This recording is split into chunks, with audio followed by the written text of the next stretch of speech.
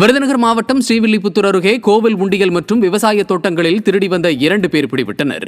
நல்லூர் பாண்டி கோவில் உண்டியலை உடைத்து 8000 ரூபாயையும் அருகில் இருந்த தோட்டத்தில் நிறுத்தப்பட்டிருந்த இருசக்கர வாகனத்தையும் மர்ம நபர்கள் திருடிச் சென்றனர். இதுகுறித்து விசாரணை நடைபெற்று வந்த நிலையில் திருட்டுச் சம்பவத்தில் ஈடுபட்ட கூமாப்பட்டியைச் சேர்ந்த தினேஷ் மற்றும் இளந்தகுளத்தைச் சேர்ந்த முருகன் ஆகிய இருவரும் பிடிபட்டனர். தமிழகத்தில் நாள் தவறாமல் நடைபெறும் கொள்ளைச் சம்பவங்களால் பொதுமக்கள் அச்சமடைந்துள்ளனர்.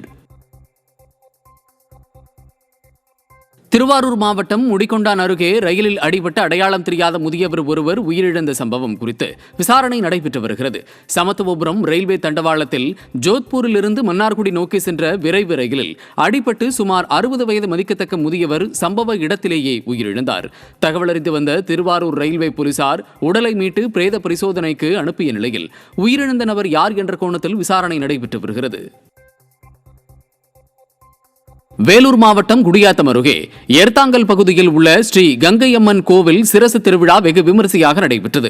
காளியம்மன் கோவிலில் இருந்து மேளதாளங்கள் முழங்க புறப்பட்ட அம்மன் சிரசு ஊர்வலம் முக்கிய வீதிகள் வழியாக கோவிலை வந்தடைந்தது. வழிநெடுகிலும் திரண்டிருந்த ஆயிரக்கணக்கான பக்தர்கள் சிரசு மீது மலர் மற்றும் எலுமிச்சை மாலைகளை வீசியும் அலகு குத்தி அந்தரத்தில் தொங்கியவாறும் தங்கள் நேர்த்திக்கடன்களை செலுத்தினர்.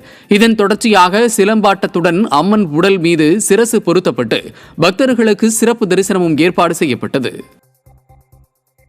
ராணிப்பேட்டை மாவட்டம் கிருஷ்ணாவரத்தில் ஓடை கால்வாயை ஆக்கிரமித்து தனிநபர் அமைக்கும் சுற்றுச்சுவரை அகற்றக்கோரி 200க்கும் மேற்பட்ட பொதுமக்கள் திடீர் சாலை மறியலில் ஈடுபட்டனர்.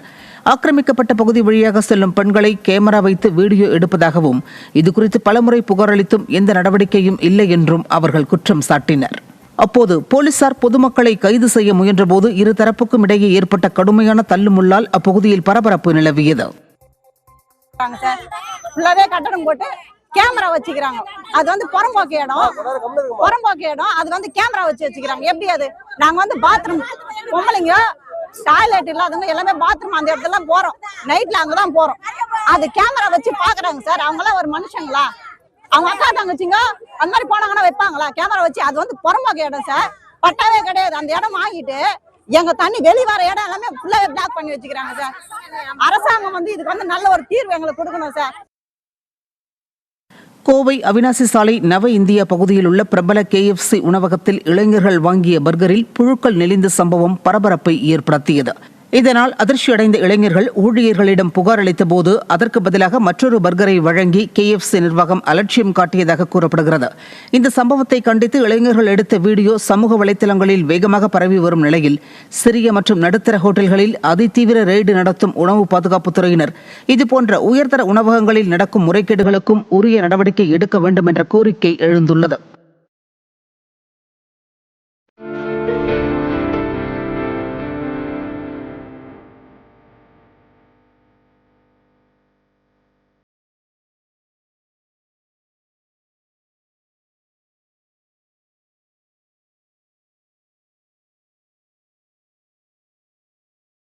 சென்னை வடபழனி மேம்பாலத்தில் இருந்து இருசக்கர வாகன ஓட்டி ஒருவர் திடீரென கீழே விழுந்து படுகாயமடைந்த சம்பவம் பெரும் அதிர்ச்சியை ஏற்படுத்தியுள்ளது.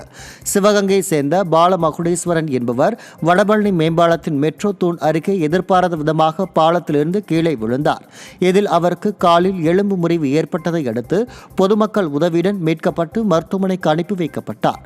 தலைக்கவசம் அணியாமலும் மதுபோதையிலும் வாகனத்தை ஓட்டி வந்ததாக முதற்கட்ட தகவல் வெளியாகியுள்ள நிலையில் இதுகுறித்து விசாரணை நடைபெற்று வருகிறது. திண்டுக்கல் மாவட்டம் கொடைக்கானல் அண்ணா சாலை வார சந்தை பகுதியில் கனரக வாகனங்கள் இயக்கப்படுவதால் விபத்து ஏற்படும் அபாயம் உருவாகியுள்ளது. கொடைக்கானல் வாரசந்தை நடைபெறும் பகுதி குறுகிய மற்றும் தாழ்வான பகுதி என்பதால் கனரக வாகனங்கள் மற்றும் சரக்கு வாகனங்கள் பகல் நேரங்களில் இயக்க தடை விதிக்கப்பட்டுள்ளது. ஆனால் இந்த உத்தரவை கனரக வாகன ஓட்டுநர்கள் கடைபிடிப்பதில்லை என குற்றம் சாட்டப்படுகிறது. மேலும் அப்பகுதியில் கனரக வாகனங்கள் திரும்புவதற்கு வழி இல்லாமல் சரிவான சாலையில் பின்னோக்கி இயக்கப்படுவதால் விபத்து மற்றும் அசம்பாவிதம் ஏற்படும் அபாயமும் நிலவுகிறது. இதுகுறித்து மாவட்ட நிர்வாகம் உடனடியாக நடவடிக்கை எடுக்க வேண்டும் என பொதுமக்கள் வலியுறுத்தியுள்ளனர். கடலூர் அருகே கடலில் படகு பழுதானதால் 6 நாட்களாக நடுக்கடலில் தவித்த 3 மீனவர்கள் பத்திரமாக மீட்கப்பட்டு கடலூர் அரசு மருத்துவமனையில் அனுமதிக்கப்பட்டுள்ளனர். பரங்கிப்பேட்டை பகுதியைச் சேர்ந்த ரமேஷ், மனோகர், நாகவேல் ஆகிய 3 மீனவர்கள் கடந்த 2ஆம் தேதி மீன்பிடிக்க சென்ற நிலையில் படகு பழுதானதால் நடுக்கடலில் மாயமாகினர்.